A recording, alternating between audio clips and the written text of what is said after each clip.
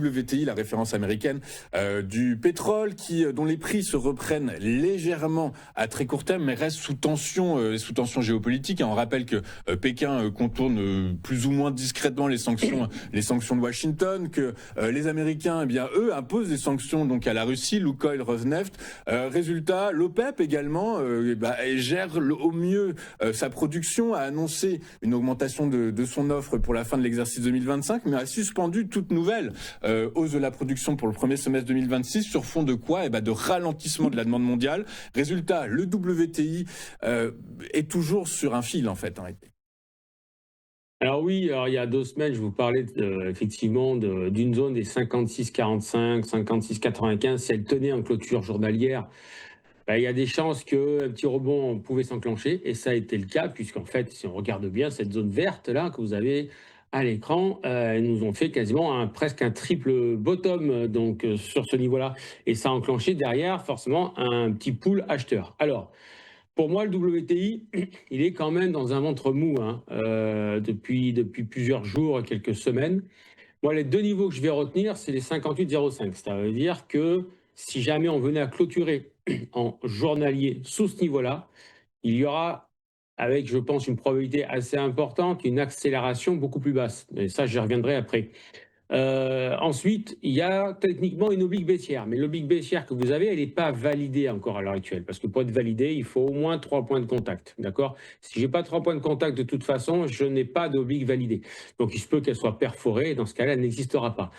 C'est pour cette raison que j'ai un niveau de résistance au niveau des acheteurs qui vont devoir enfoncer à la hausse s'ils veulent pouvoir repoursuivre un peu plus haut. C'est-à-dire, en fait, le niveau des 64,64, pour moi, ça, c'est un niveau important. Si ce niveau il est repris en clôture journalière, pas malheureusement, c'est qu'en fait, on va se retrouver avec un prix du baril qui va réatteindre les 70, les $70 du baril. Voilà. Donc, c'est les 2 niveaux que j'ai vraiment, que je vais surveiller en journalier pour les acheteurs. 64, s'ils veulent pousser au-dessus, c'est eux qui vont gagner le combat. Auquel cas, si ça va là-haut et qu'ils perdent le combat et qu'on se retrouve à faire une correction, donc là, les vendeurs reprendront la main. Et là où les vendeurs gagneront définitivement la main pour moi, c'est une clôture sur les 58,05. Alors, j'ai parlé de ce niveau-là, mais pourquoi? Parce que, en fait, ce qui se passe, c'est que sur les marchés financiers, vous avez des interactions avec des inefficiences de prix, ce qu'on appelle les IPA, ce qu'on appelle des inefficiences de price action. Ce sont des cotations qui sont restées ouvertes, qui n'ont pas été comblées. Et ça fait un moment. Donc, il y a 2 énormes IPA qu'on a, 53,90 et 49,29, qui doivent être comblés, parce qu'à un moment donné, ils seront comblés dans tous les cas de figure. Alors après, la problématique, c'est quand. Donc, je partirai du principe que si effectivement on clôture sous les 58,05, ils iront. La zone verte que vous avez, je pense qu'ils en feront qu'une bouchée. Et pourquoi ils en feront qu'une bouchée? Parce qu'elle a été tapée à plusieurs reprises. Donc, à un moment donné, ils finiront par l'enfoncer rapidement. Et ça veut dire qu'on aura en ligne droite sur les 59,90, voire possiblement les 49,29. Voilà.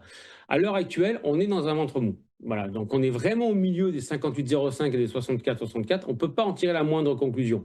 Ce que je sais, c'est que je sais exactement où les acheteurs peuvent reprendre la main en cas de clôture journalière, et je sais où les vendeurs vont enfoncer le clou à partir d'une clôture journalière sous les 58,05.